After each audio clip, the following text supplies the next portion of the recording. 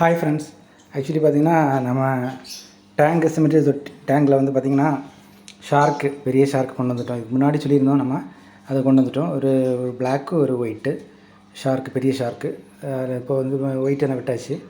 So இந்த தொட்டி தான் நம்ம வந்து அப்கிரேட் பண்ண போகிறோம். இதுக்கு வந்து மோட்டர் செட் பண்ணி அதில் வந்து ஃபில்ட்ரேஷன் ஆட்டோமேட்டிக்காக ஆகிற மாதிரி உள்ளதெல்லாம் செட் பண்ண போகிறோம். அதோட அப்கிரேட்டட் வீடியோ அடுத்து நெக்ஸ்ட்டு கொடுப்பேன். இப்போ தான் நம்ம வந்து ஃபிஷ்ஷை கொண்டு வந்து விட்டுருக்கோம். ஸோ அந்த வீடியோ தான் பார்த்துட்ருக்கீங்க.